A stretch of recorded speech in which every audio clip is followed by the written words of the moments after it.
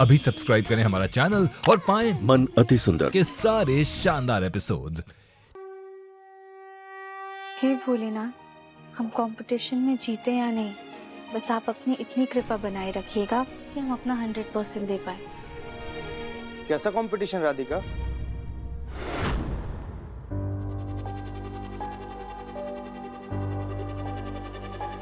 किस चीज की प्रार्थना चल रही है? तुम कहीं बाहर जा रही हो? गोलू भैया, दरअसल हमारा कंपटीशन बेहतर महसूस हो रहा है। दिव्यम, तू ये क्या खा रहा है? दही चीनी। अरे शुगर लेवल लो हो गया है, डॉक्टर ने बोला है खाने के लिए। दिव्यम जी, आप ठीक है ना? सब सही? हाँ हाँ, अब ठीक हूँ। फिर ठीक है। अरे दिव्यम, तुझसे एक प्रोजेक्ट के बारे में बात करनी, चल।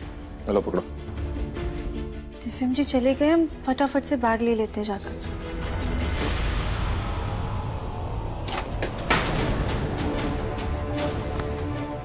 क्या हो गया राधिका? तुम ठीक हो? हाँ, बस थोड़े से चक्कर आ गए थे। क्या थोड़े से चक्कर? सुबह से कुछ खाया तो होगा नहीं तुमने, सीधा घर के कामों में लग गई। तुम्हारा भी शुगर लेवल लो हो गया होगा। बोलो भैया लाओ। अब नहीं दिव्यम जी, हम मीठा नहीं खा सकते। क्या मीठा नहीं खा सकते? दही चीनी खाओ। नहीं दिव्यम जी, अभी सब ठीक है। हाँ कुछ ठीक नहीं। बोलो भैया इधर एक सेकंड, कटोरी पकड़ो। हाँ करो जल्दी जल्दी।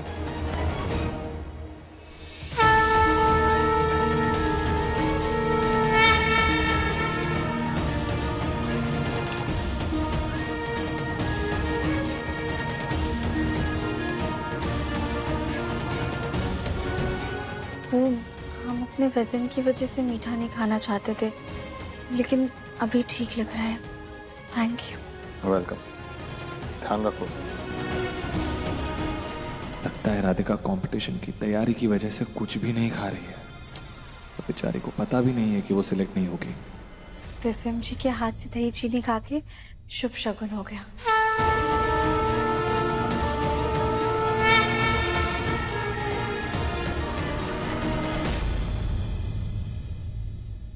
आज तो मजा आ जाएगा। घर में अंदर सीलन का काम चल रहा है और इसी बहाने हमें गार्डन में नाश्ता करने का मौका मिल रहा है। देखना दादी, आज नाश्ते का तो मजा ही आ जाएगा। गोलू, मजा तो तब आएगा ना जब नाश्ता आएगा। 10 बज रहे हैं, नाश्ते का आता पता भी नहीं है।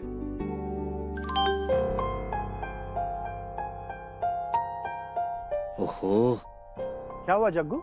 मैं आप सबको बताना ही भूल गया। हमारे पूरे परिवार को एक कंपटीशन से निमंत्रण आया है और हम सबको परिवार सहित एज अ चीफ गेस्ट जाना है वहाँ पर।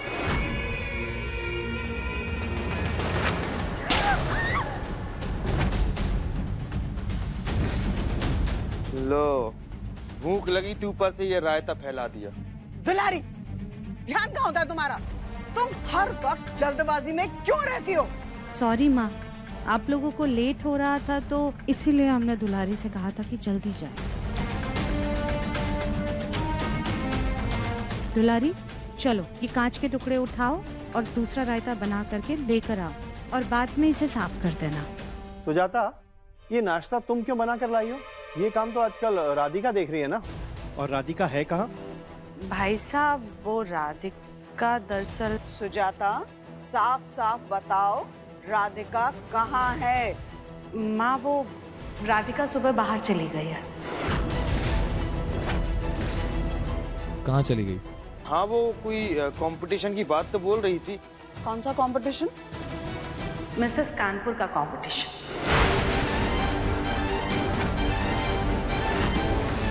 क्या? मिसेस कानपुर? माँ, उसी कंपटीशन में तो हमारे परिवार को एज अ चीफ गेस्ट बुलाया।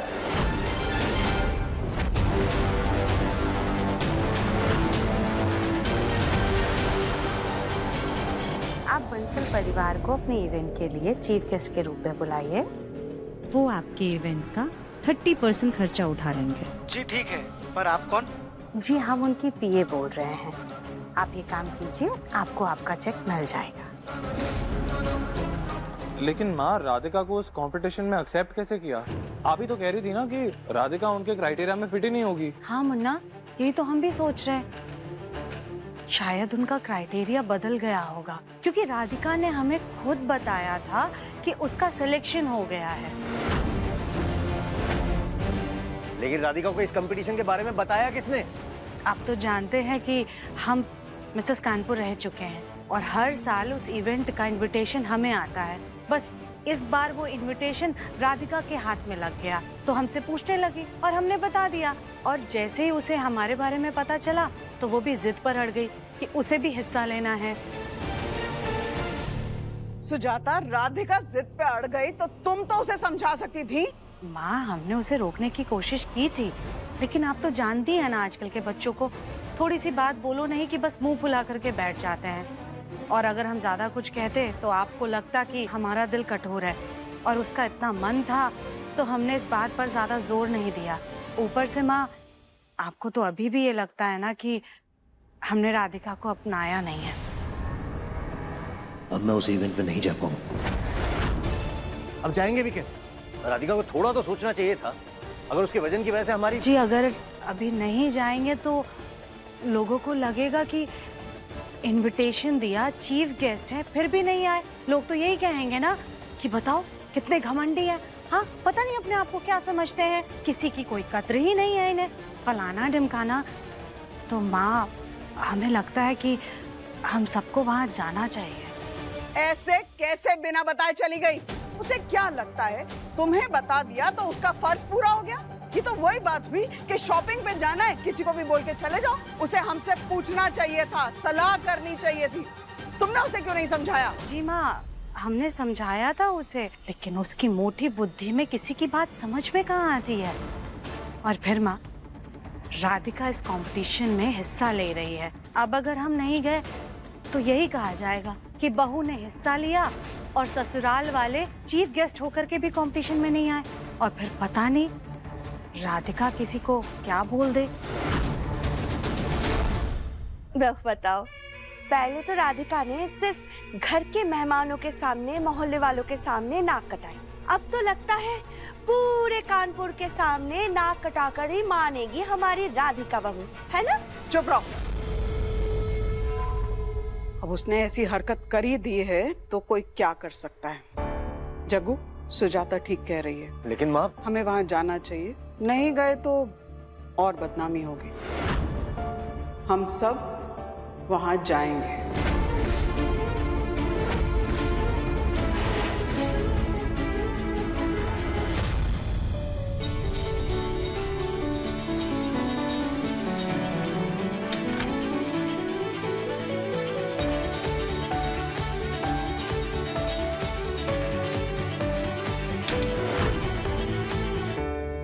यहाँ तो सब यंग और मॉडल जैसी लड़कियां हैं, कोई भी शादीशुदा लग ही नहीं रहा है। एक्सक्यूज मी जी, आप अपने मैनेजर को बोल दीजिए यहाँ का एसी टेम्परेचर काम करे, क्योंकि यहाँ गर्मी बहुत ज्यादा है ना। अब इतनी सारी हॉट वाइब्स जो है यहाँ पर। एक्सक्यूज मी, मेरे लिए पानी और कुछ खाने के लिए ऑर्डर दे दो। और हाँ, सारा खाना खुद खाने की जरूरत नहीं है। क्या हुआ?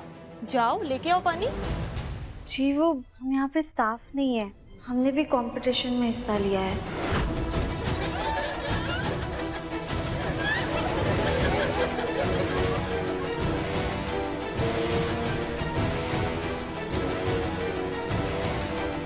वैसे मैंने तो सुना था कि इस कंपटीशन में वेट का क्राइटेरिया 48 केजी है, पर यहाँ तो इनके पैर ही 48 केजी के लग रहे हैं। क्या पता शायद आप अपना वेट बढ़ा लिया हो। वैसे फॉर्म तो 3 महीने पहले भरा गया था ना। यहाँ के लोग इतने वजनदार इंसान को एंट्री नहीं देते गेट पे।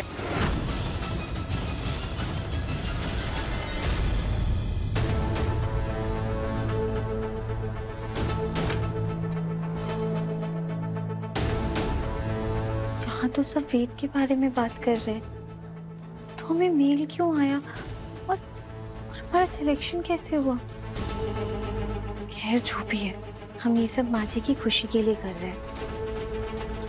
हे भोलेनाथ, अब आप ही हमारा सहारा है, प्लीज हमारी मदद कीजिएगा। पता नहीं पापा जी और दादी जी को जब ये सब पता चला होगा, उनके क्या रिएक्शन होंगे।